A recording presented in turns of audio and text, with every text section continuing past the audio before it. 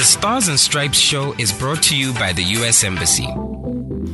Well, it's Gabs FM, powered to engage your world. And of course, welcome to the Stars and Stripes show, proudly brought to you by the U.S. Embassy in partnership with Gabs FM America in Botswana. Lots to talk about. Today, we have a really important topic. And we have with us from the U.S. Embassy, Maina Kiranga, who is the prevention advisor with USAID Botswana. Sir, how are you? I'm fine, thank you, Swift. And welcome to the show. It's my pleasure to be here. Is it your first time on Gabs FM? No, this is my second time. Oh, hey, I don't like being number 2, but I'll take number 2 today. Thank you so much for, availing yourself. And look, today we're talking an important theme, leaving no one behind as Botswana edges towards epidemic control, reaching out to the children of female sex workers, otherwise known as FSW, and Remaina is here to, educate us on what is going on.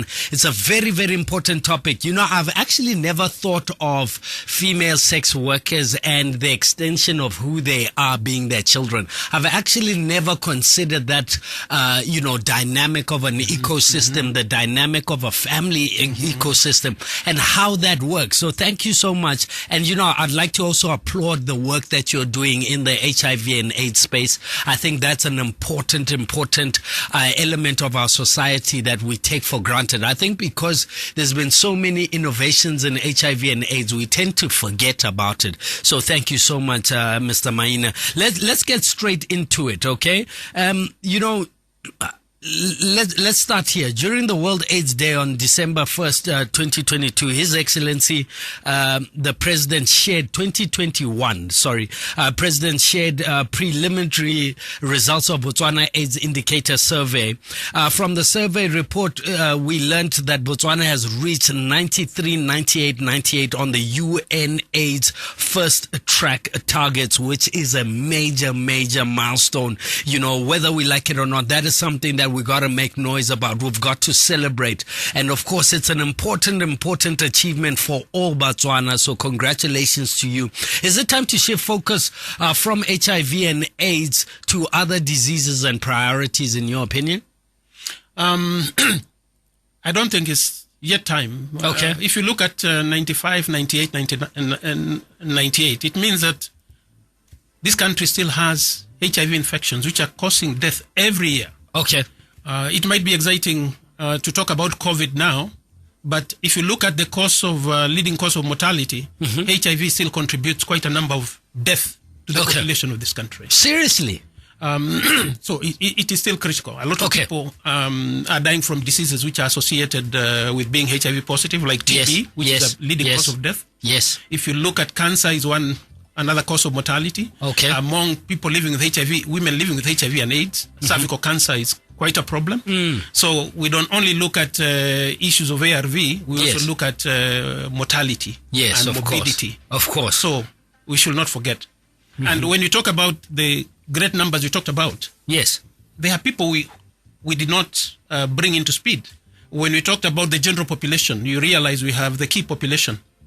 Female sex worker, don't forget men who have sex with men, transgender, prisoners. Yes. When this study was done, we didn't take into account this population. Yes. Luckily for us now, the country is just about, the Ministry of Health is leading the study, which we'll call the third biobehavioral sentinel survey, which is going to take place this year. Okay. It will also give us the indication how far we have gone with these populations on issues of prevention of HIV and AIDS. Yeah, wow, the playing field has totally changed, and I can appreciate in terms of behavioral change, our sexual orientation, and a lot that does make a lot of sense. Look, let's talk about marginalized populations. Let's talk about the definitions associated to that. Let's talk about the response in terms of what you've been doing on the ground, and of course breaking it down for our listeners.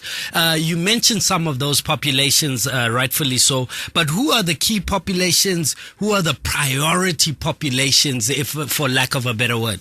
I think to define the key population, I'll go to the WHO definition, which is very standard, which tells us these are groups of people who, due to the high risk behavior, are at increased risk of HIV infection. depending on the local increased risk of HIV due to their behavior. They are at a higher risk than somebody in the general population. So would men sleeping with men because of men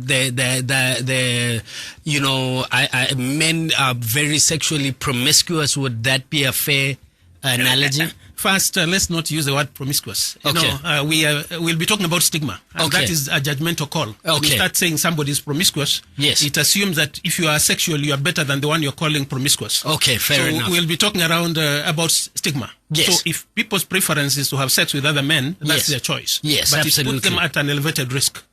If people who are pushed out into sex work is not the first job somebody will go for. Absolutely. This country conducted a study, and it was called Voices of Sex Workers. Most of the sex workers said when they hear their kids cry at home and they have no milk in that house, they'll go out to the street. They don't go out as a first option. So basically, they are being forced out there. So that brings me to talk about the second group. And then the third group are the groups we hardly talk about. We don't talk about transgender. Okay, yes, absolutely. We are very comfortable in this country talking about the rights of LGBTI community. Yes. But we forget the rights of the transgender. These are trans men and trans women. They experience the highest level of stigma when they go to a health facility. In fact, when we conducted the second by behavioral sentinel surveillance, the level of stigma in this population was about 28%. Ooh, that's quite high. And then we know in communication, we say the next worst thing than being talked about is not being talked about at all. At all. Wow, powerful. So here we are talking about sex workers, the way we introduce the show. Yes. They have children, they have families. They are human beings. They are our cousins, they are our sisters, they are our aunts. So these studies, the second BBSS, indicated that on average, they have about 2 children. And more than 57% of the sex workers live in a house where there are children. The level of stigma in school and in the community among these children is very high. If you're an uncle to a child, I'm sure they ask you, Swift, what do you do? Yes. What will a sex worker say they do when their children ask? Or they ask in school, tell us what your mother does. Yes. Somebody says, a teacher. Yes. What will a sex worker's child say?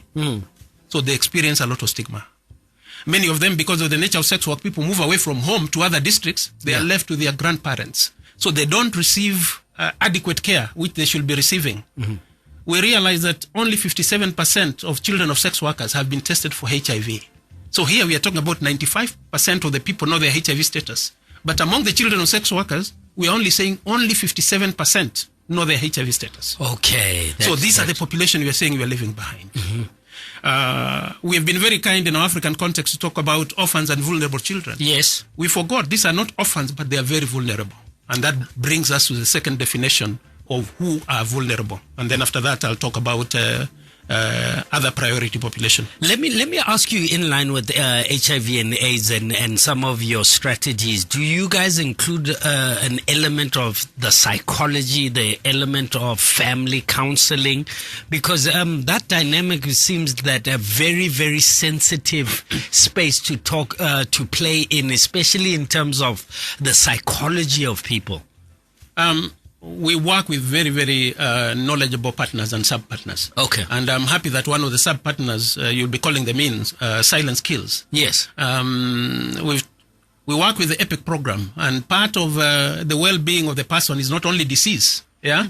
So the issue of the psychology, it came up clearly during COVID, when many of these people were forced back home. You're an MSM. Yes. You're good when you live away from your house. Yes. But when you come back to the house and you don't do things the way the other people do, they say it's because you're an MSM, that's why you can't do this. Yes. So we realize that acceptance of the family member. Tolerance, yeah. Tolerance of the family member.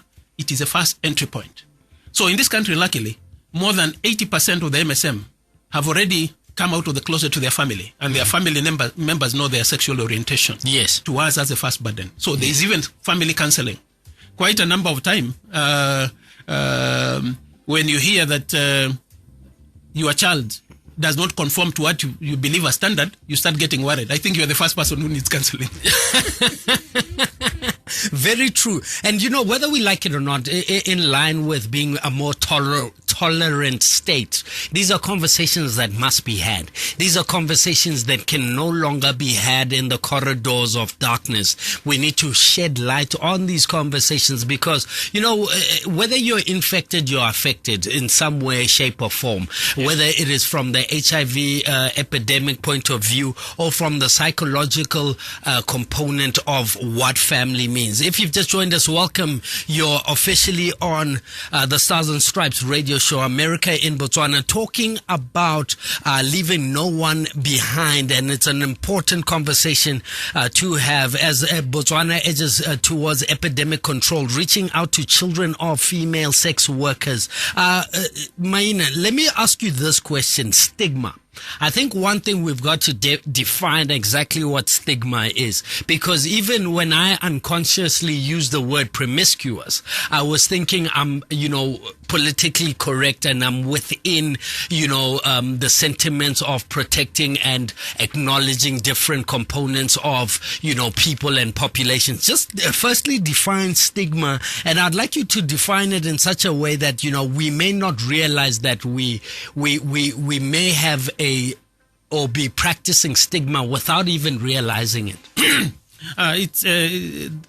Swift, that's a very, very good question. Yes, sir. Because there are levels of stigmas and type of stigma, and some of them is unconscious stigma. Yes. The pastime in many African settings is people talking about issues of the day, what people did, and we don't realize that when you start focusing a light in an appropriate way, due to somebody's background, sexual orientation, you are making somebody stand out in the community. Yes. Before it was TB, somebody's coughing there and you'll say, hey, that guy is coughing like he has TB. So you make him feel uncomfortable. What are you doing to that person? You are stigmatizing that person. But there's also internal stigma. We become very, very conscious. In the time of COVID, you only cough 3-4 times and you've become very conscious and people start looking at you and wondering. I used to hold the cough in the shop.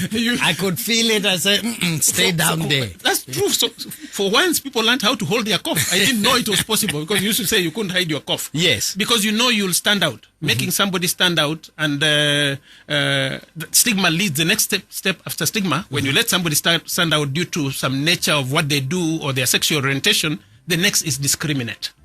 Okay? You have a wedding, you don't invite that person. Yes. So the person feels I was not invited because I belong to this community. And I think in Botswana, religious organizations could be somewhat guilty of that. Often religious communities, not all, but somewhat in line with MSMs, in line with the transgender, the LGBTQ community. It's very common for that kind of stigma to come across from a preacher indirectly affecting or discriminating. But we've worked with some very great Barutis who say, when you are in this religion, you are looking for the sheep which you believe are lost. Yes. The ones who come to church every morning and sweep the church compound are not the problem you have. Yes. So you want to bring others. So we have had a lot of people working with the LGBTI community because you realize you work with people who steal public money. Yeah. What is the difference? Yes. Are you picking only on one issue of the person issue, you don't like? I like that example. And I wanted to bring it to speed that to break this down, I like the Serese and the natives. You remember the great song, Robete? Yes. When you went to the wedding and what you expected to be the bride was different. Yes. The Serese and the natives helped us now focus and realize that we can start discussing issues which otherwise were not discussed within the community. Yes. That was one way of bringing down stigma, starting talking about the issues and realize that they happen. Being accepted. In fact, you realize PEFA, which is President Emergency Funds for AIDS Relief, has a number of what we call principles and values. And one of it looks at issues of diversity, equity, inclusion, and accessibility. So when you start looking at diversity and equity, when you deny somebody, imagine this country has made great strides on HIV and AIDS. We are able to give ARV to anybody who tests positive today. Yes. If you are excluding any person, then you are denying them that sense of equity. Absolutely. So that's one great aspect of it. And we realize that the coverage of the children of sex workers have been pretty low because you don't talk about them. But luckily, the US government, through USAID funded program, has been reaching out to these children of sex workers. And we are very, very happy that in the last 1 year, through our sub-partners, we have reached about 800 children of sex workers. Wow. Because on average, I told you, these sex workers have about 2 children each. Yes. What's the population of sex workers in this country? Jeez. You'll guess maybe you say 5,000, 6,000. Yeah. We provide services to 5,000 every year. So they are more than 5,000. Okay? So on average, we are talking about between 18 and 23,000 sex workers. So how many children are reaching? 23,000 sex workers. On average in Africa. On average. On average in Africa, if you want to get a ballpark figure, if you look at the population of women 15 to 49, about 3% of the female population, that gives you an indication of what population could be sex workers. You use a multiplication for men of 1%, it will give you a calculation of about what is the possible figure of the population of the MSM. So we fit within those domains where even in Botswana, when we carried the second BBSS, we realized that about 3% on average of the sexually active population could be contributing to this population.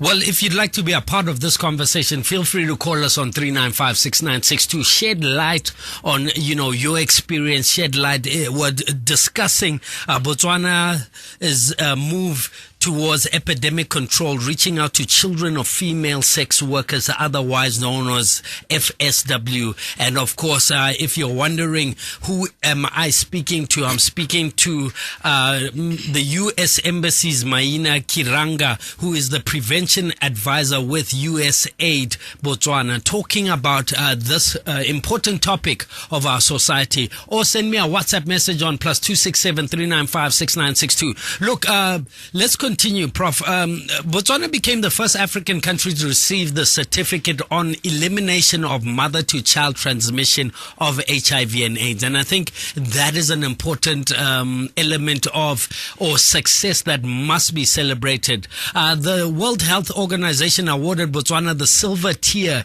in December of 2021. The silver tier certificate is given to countries that have lowered the mother-to-child HIV transmission rate to under 5% and provided prenatal care and antiretroviral treatment to more than 90% of pregnant women. The PMTCT program, I remember that program quite well. I've seen a lot of media platforms that you really speak to that. Launched in 1999 has been a great success. This means that few children are being born with HIV positive status. With successful prevention to mother transmission program, what is the future of orphans and vulnerable children, the program that you offer? Okay, the dynamics is changing a little. Yes. So the preliminary studies, the BIAS 5, indicated that the prevalence of HIV among children 0 to 2 was about 1.6. Mm-hmm. That's pretty high. 1.6? Yes. Among the age 3 to 4, it was 0.2. So it still shows that we have children, because when you say children, we don't only say newborns. Yes. We'll say children up to 10 to 14. If you look at the prevalence, is 0.8%. How many children are born every year? Mm-hmm. If we look at the what you call the population bulge, Botswana has a very youthful population. Yes. Many of those would be moving into that fertility cycle. Yes. So even if they have a total fertility rate of about 3.1 per woman, mm-hmm. if the population is great, we're expecting to see big absolute number. The percentage might look smaller, mm-hmm. but the absolute number is still going to be big. It's going to grow. Yes. Yes, makes sense. So to me, we still have now to look among those population, which groups are not, which group of women are not going for PMTCT. Mm-hmm. We're having a lot of teenage pregnancies. The teenage mothers feel very, very uncomfortable going to the clinics. So if they don't go to the clinics, then you'll not enroll them to PMTCT. So it's the issue now under the DREAMS program. We've realized, especially for teenage mothers, we need to pay attention to them. Absolutely. So we still have some work to do until we hear that we are not having teenage pregnancies. When I listen to media report every now and then, I hear some alarming figures of teenage pregnancies. Teenage mothers are not very good in adhering to PMTCT. So we need to link them. We need to find them. To find them? Yes. Yeah, because we know there's an increase in the probability of infection. We talked about vulnerability. Yes. Once you get your first child, you are struggling to look for milk for the first child, by the time you're getting the third child, the probability of infection increases. So we talk about probability of infection with parity 1, parity 2, and parity 3. The parity here is the number of children. When you have one child, probability is less. By the time you are getting to the third child, the probability of infection increases. But we are very lucky that the DREAMS program is now reaching many of adolescent and young women. Well, it's Gabs FM Power to Engage Your World. We're going to continue the conversation shortly after this. But last question, sir. We're fast running out of time. What is the U.S. government doing to ensure that such a vulnerable group of our population is not left behind? You know, just highlight the relationship between, you know, the U.S. government and Botswana government, and what is being done on the ground to ensure that some of these vulnerable populations, some of these the children of female sex workers is not left behind. And my last question also, just to add on to that, is that, you know, I've also found out or observed that we do a lot of urban strategies. Yes. Talk to me about rural strategies, because my assumption is there's still sex workers in rural Botswana. There's still people that require attention in rural Botswana. That's a very, very good question. Yes.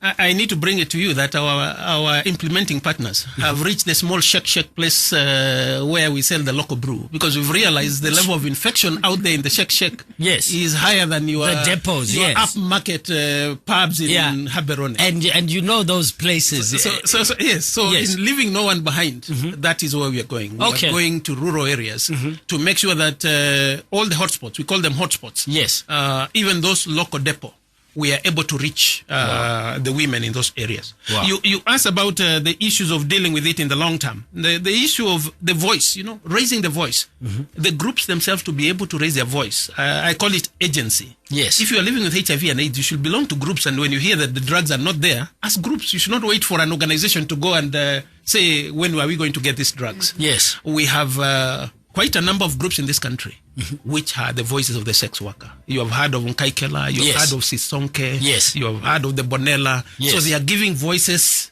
to this marginalized group. So to me, it's building capacity of this group. And luckily for us, proud to say, our funding priority now, more of the funds from the US government and USAID is going towards the local partner, so that we build their capacity to be able to raise voice for their own people, program for their own people, other than looking at the international partners. That is the road towards sustainability. Fantastic. Unfortunately, we're fast run out of time, sir. Thank you so much for taking the time. 395-6962. Feel free to call in or send questions on +267 395-6962. If you've just joined, we're speaking to U.S. Embassy's Maina Kiranga, who is the prevention advisor with USAID Botswana, and we've been talking about leaving no one behind as Botswana edges towards epidemic control, reaching out to children of female sex workers. Mr. Maine, let me give you this opportunity to share your closing statement. I think we need to look at, when we look at the figures like 95, 98, 98. Yes. That is an average. We need to ask ourselves, who have we not reached? Yes. Have we reached all the prisoners, people who cannot make decisions for themselves? Yes. Have we reached the sex workers? Have we reached MSM and their partners and their families? So that we need to look at the data beyond that average of 95, 98, 98. Absolutely. And when we do that, to me, it's like COVID, what you're doing. When you get a little infection, if you don't take care of it today, it will be the new infection of tomorrow. I like so that. If we leave a little fire burning today, whether it's that with sex workers or MSM, it will be another fire 5-10 years to come. Absolutely. So we should leave no one behind, so that we can have comprehensive response to HIV and AIDS.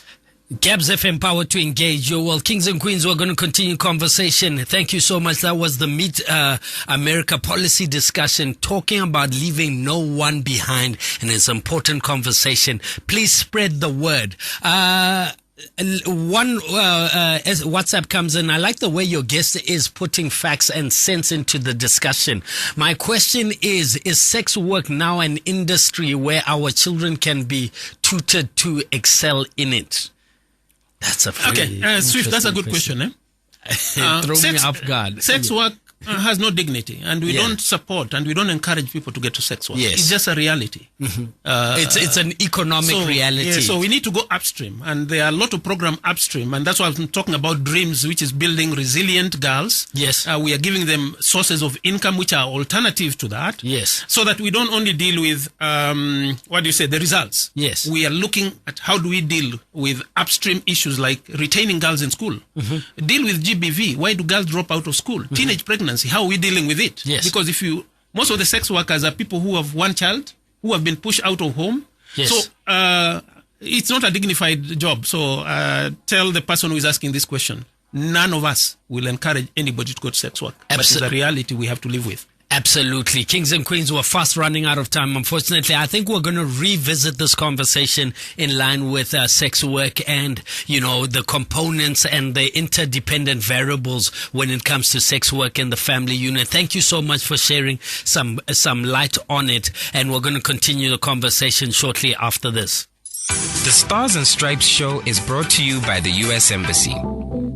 Well, moving swiftly along, Ask the Charge, in other words, Ask the Acting Ambassador. This is where we allow you to ask all your burning questions to the Acting Ambassador of the United States to Botswana, Her Excellency Amanda Jacobson. And this is what you had to say. Which is your favorite state in America? And of course, why?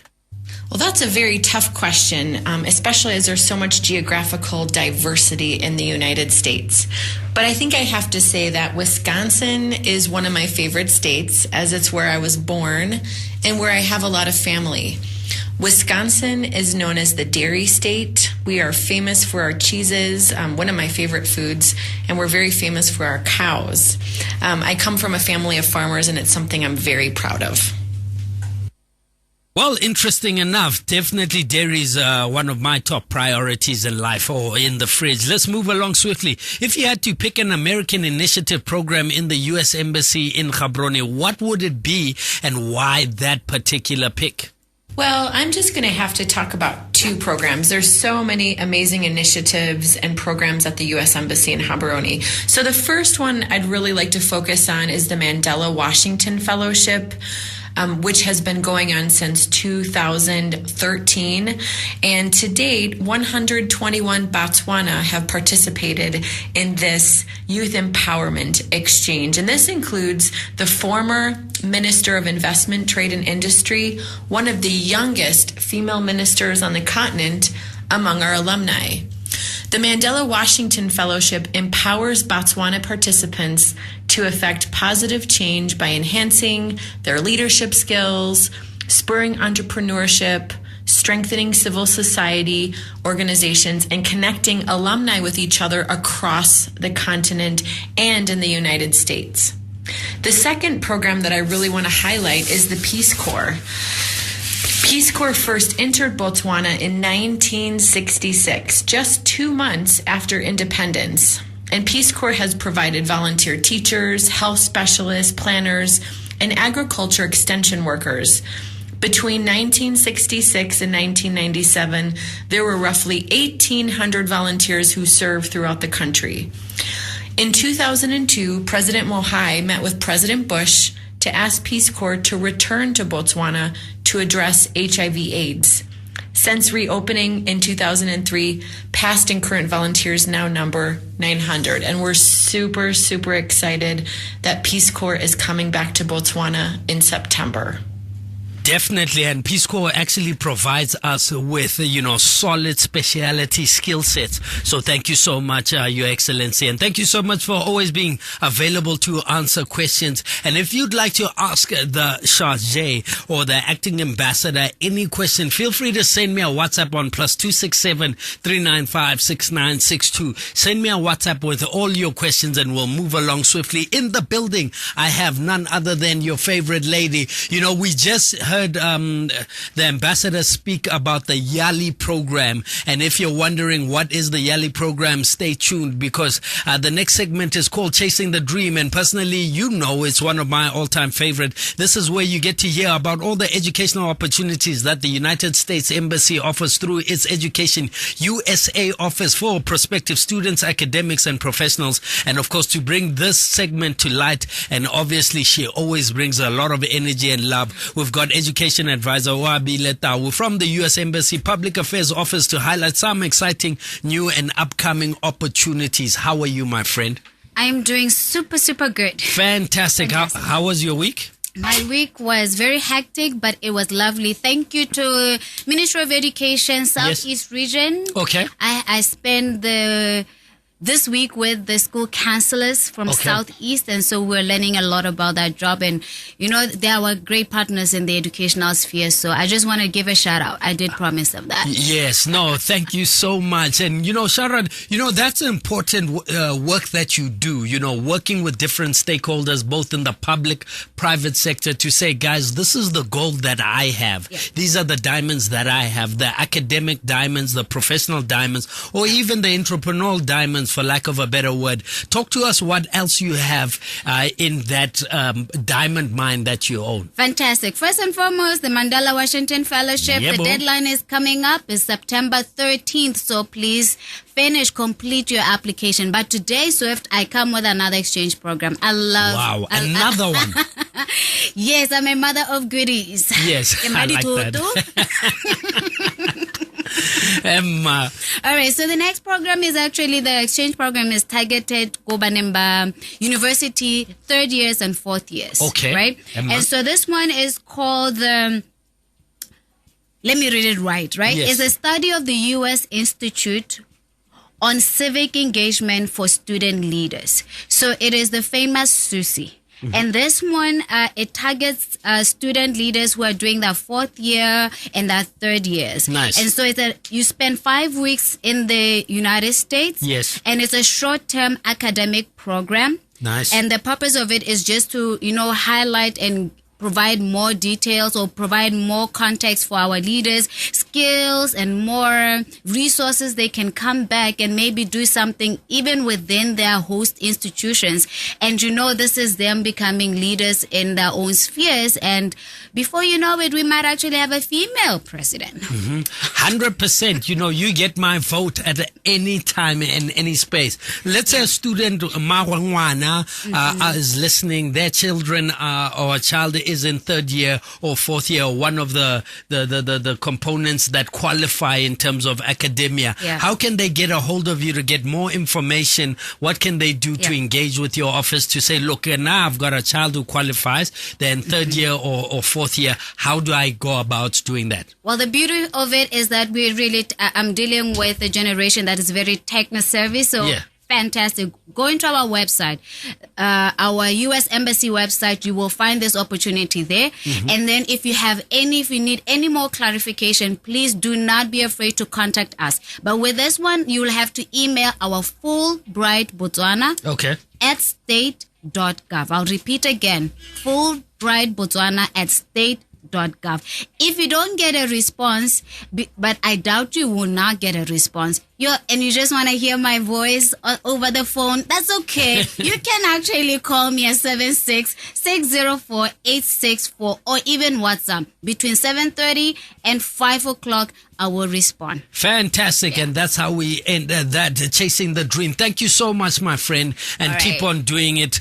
Keep on doing it very well. Look out for it. Head over to the U.S. Embassy Facebook, Instagram, Twitter pages to learn a lot more. And now, of course, the theme of today's show is leaving no one behind as Botswana edges towards epidemic control, reaching out to children of female sex workers, otherwise known as FSWs. And for the Partner Spotlight segment today, we have the chief of the party for Silence Kills support group.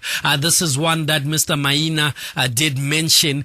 They are based in Pikwe, and we have the pleasure of having Mr. Dalton Bunzi on the show. I'm going to get a hold of him right now, and I've got a song for you, sir. I got you a Seretse, okay? This is dedicated for you.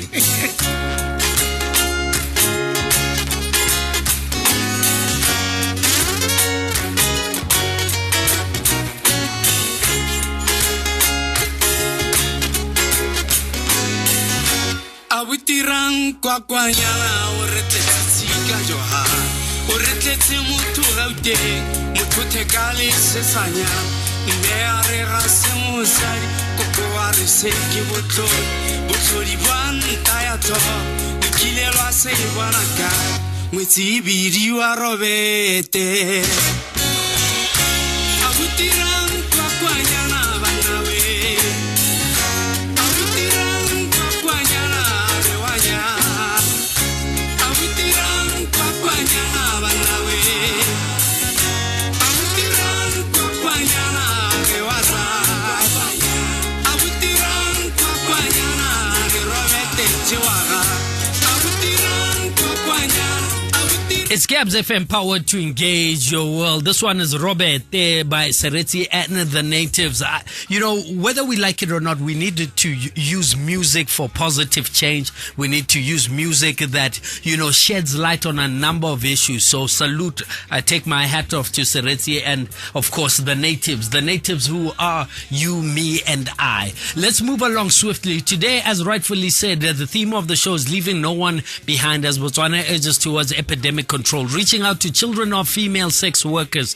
For the Partner Spotlight segment today, we have the chief of Party for Silence Kills Support Group. They're based in Silibe Prikwe, and we have the pleasure of having Red Dalton Bunzi on the show. Red Dalton, how are you, sir? I'm fine, sir. What about you? I'm fine. I'm 150%. Complaining doesn't pay the bills. Yes, let's move along swiftly. Look, let's talk about how the United States government is helping the most vulnerable, marginalized group in Botswana. Well, thank you very much, Mr. Mpoloka. Perhaps I should ask that you allow me to start by, greeting our stakeholders, yeah? Absolutely. That's a very important component. Okay, thank you very much. Good morning to all the listeners of Get FM, Stars and Stripes Show.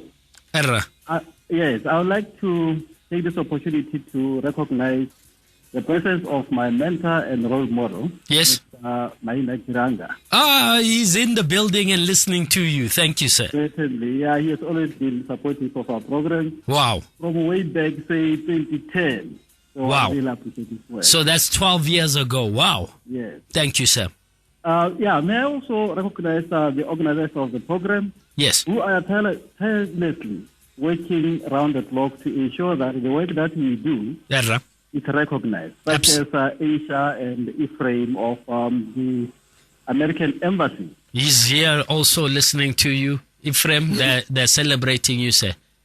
Brilliant. Well, maybe also to mention those that have shaped and continue to shape our program. Our program implementation strategies, program content, and tirelessly mentoring us, such as Wami Digobe, Director of FHI 360. Fantastic. And her team, Dorothy Tlagai, Director of Global Communities, and her team. Also to mention Barbara Mudanga, my veteran in a very special way. And not to forget my staff of Silence Care Support Group team and my family. May the Lord ever bless the work that they do and, grow in pride. Yeah, it is, obviously an honor and privilege for you to be on the amazing Stars and Stripes show to provide an eyewitness account of the great work that USAID through PEPFAR has done to bring the marginalized communities to the fore. Absolutely. Yeah, in the spirit of leaving no one behind. Yes, sir. Yeah, perhaps introduce myself. Once again, my name is Dalton Bunzi, Executive Director of Silence Care Support Group in Silvertico, like you indicated. And I prefer to be addressed as Mr. Him or his. Yeah? Yes. Yeah, I hope I'm clear enough. And my voice is a bit aromatic because I've just been really informed that my voice is off. I think it is because I'm a survivor of flu. Okay, okay. Yeah, but otherwise, I'll try my best to project it. Please do. Yes. Yes, your question is, in what ways, the U.S. is helping the most vulnerable marginalized groups in Botswana? Yes. This is a very complicated question, but I'll try my best because the reason why I'm saying it's complicated is that the U.S. government has done so much. And when you only have 10 minutes to best testimony to what the U.S. government has done for Botswana, you wouldn't even know where to start. Okay. Yes. But in a nutshell, I would say that the U.S. has helped and still continues to help the most vulnerable communities in Botswana in so many ways. Through the unilateral support, the U.S. helps people living with HIV/AIDS greatly in realizing their human rights to dignity. In the period when people living with HIV/AIDS were succumbing to AIDS in large numbers, before the universal coverage of ARV, it was the U.S. government that provided resources. They were also instrumental in creating opportunities for female sex workers, men who have sex with men, and people living with HIV/AIDS to access equitable health and wellness services without fear and stigma and discrimination. I would also add that, the U.S. government were very much instrumental in providing opportunities for female sex workers and men who have sex with men to be at the forefront of the organizations and the design of programs and interventions that are relevant to their needs. Not one size fits all, like a condom. Yes.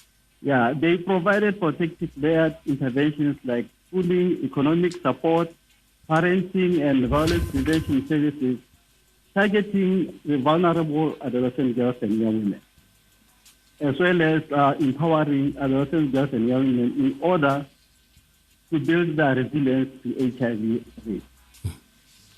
Yes, sir. Like I said, it is it is difficult to provide adequate testimony to what the U.S. government has done in helping the most vulnerable marginalized groups in Botswana.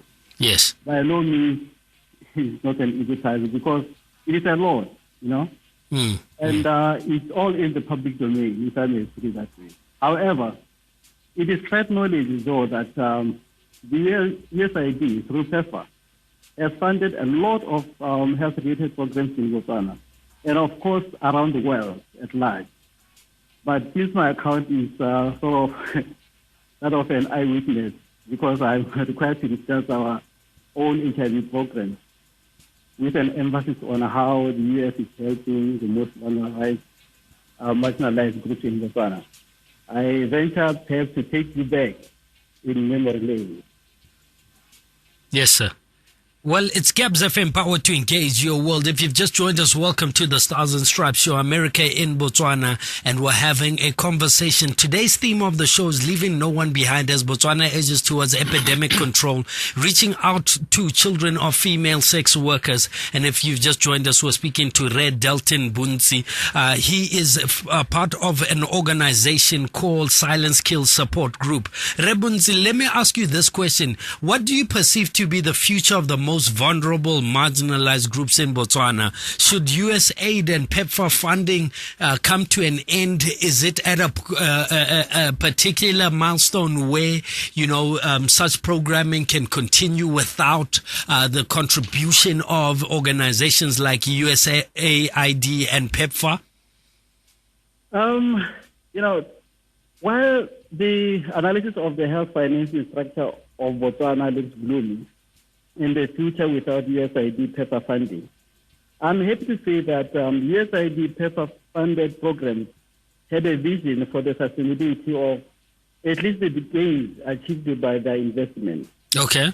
The programs really did have visionary because one of the requirements or deliverables of the people who are currently managing funds from the U.S. government, which I can now tell, principal recipients of the USAID PEPFAR funding, they are supposed to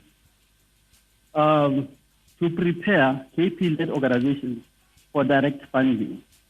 And I believe that with direct funding, KP-led organizations should be able to build sufficient infrastructure for sustainable resource mobilization, so that they have a base to be sustainable going forward.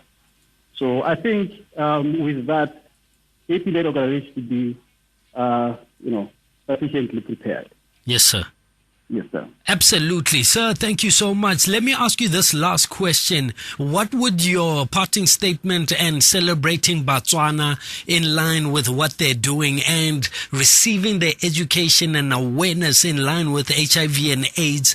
Is there a message that you'd like to share with Botswana, especially Botswana, in terms of understanding the dynamics of marginalized groups? But let me take this call. Gabs FM, good morning. How are you? Good day. Good day. How are you? I'm good. Emma. You've called the studio line and we're talking about HIV and AIDS in line with marginalized groups. Would you like to comment on that? Excuse me? Would you like to comment on the marginalized groups in HIV and AIDS? Marginalized groups. Yes, we're talking about, seeing as you're on the line. Botswana, we're talking about leaving no one behind in line with epidemic control and reaching out to children of female sex workers in line with HIV and AIDS. Are you aware of these kind of strategies? Yes. Yes. Do you have any comment on that? Or we're putting you in a corner? Maybe you are putting me on a corner. Well, okay, no problem. You called directly into the studio line. Please call the front desk office. Thank you so much. Okay. Thank you. Well, unfortunately, yes, I couldn't agree. Rebunzi, your parting statement, sir. Well, I would say that in a nutshell, Botswana should be in a position to accept the difference and appreciate that everyone, should live his life the way he saw fit, Absolutely.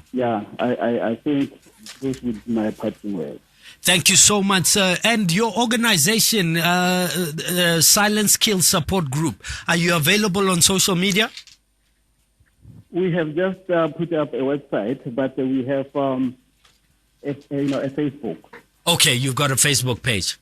Yes. Well, fantastic. Thank you so much. We'll definitely follow you on your social media. Thank you so much, Motsadi Waka, for the work that you're doing on behalf of so many communities and, uplifting this nation in your little way, shape or form. I'm a firm believer that you have to be the change that you want to see. And I think it's important for this country to thank you and all the workers on the ground. Silence Kills Support Group. Thank you so much. Have a fantastic morning. Pleasure, it's mine, Poloka. Thank you. Well, short and sweet. It's an important conversation to have. Remaina, thank you so much for all the work that you're doing, all the partners that are part of what you do. I think this is a conversation that we need to have another conversation in line with the work that you're doing, sir. Thank you so much, Swift. We wish you become our ambassador. Yes, sir. Talk about it also outside the studio. We'll be very happy. Out of the studio, you've educated me around stigma. You've educated me around marginalized groups. And that is my community responsibility. I couldn't agree with you more. Thank you so much. Fantastic. That's how we close the show. The Stars and Stripes show was brought to you by the U.S. Embassy.